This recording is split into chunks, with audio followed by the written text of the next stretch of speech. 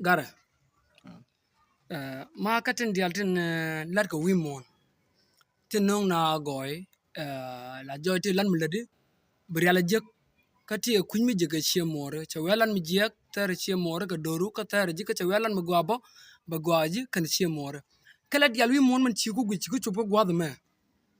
Ko taradian bibi jolen na me. Ngu chi ku char blar kala lar nogi. Adi lat ala ladu. Lan ngu. Ya, atin mi chuang pan.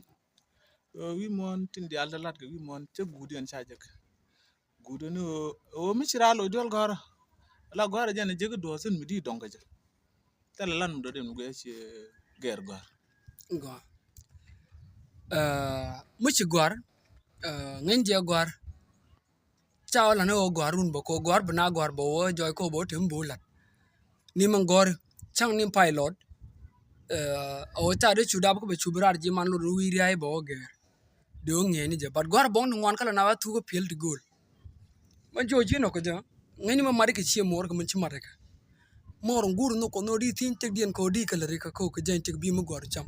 Ba do bu gwar ji chicken. Je mor ko gur chien je do goy mor gur chien goy do. Chimene ni pator da de gan mi chwer ka neng nat. Ka de neng nat te gan min no roi ko. Ban ngeni kela ate mala reng no jin le ni man chi no mud ba ne goy do. Ate mi chu ma bele ke cha. De joga ai goy pa nya ban mi cha pon kwal run ma. Akeni jen be fer di pal. De ga bian tajer de obi bitul banan ka din bi pal. De o ba de ja ba e ka run de yunak bi pal.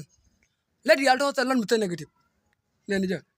Like an chano ko no ko no go de musician mo go long kanware ko changa mi de tolba de kuda mo ret go but de no de la redin ti de ti mo ger kana community ko tele guer ngwana long tara mo yena mat a nyoko lat kel me bay ko tem bay ci mo guro ba no ni ngur ku charen mi lerija atam mi ne dial tajier tel ne dia ko mi ne dial de ni tel ne di de ngor ka kep ci ne dial ngar kur ka tel ne dia fons ci ne dial musician tel ne di dia liang din ci ne dial comedian bo tel ne di dia guet kana dial tro chicken ga function kulo dial na nat ko mani teacher mi tel gar ngege bo ci la rejade ti ka function but guro bro din mo lar mi mat ka kan ci amore wala kay la wa nong ne lar no ma kan pe kan go rum bi kamral ti do ta mi ti yo ching ba nang kan ni ka mo nong yo ching cha wa nong ni ko ma tang kula tangan ma ta ji ci ni ten ma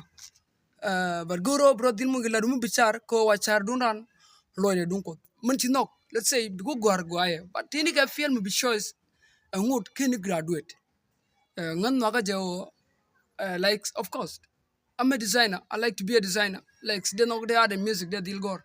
But more okay choice to bro. Gwa bi benya changa table ba ma dan ngak chaga nyang ma dan riem. Kamar ka toy duel ka mit ke mal ga char. But ko kieni tram ka his own way to success in life.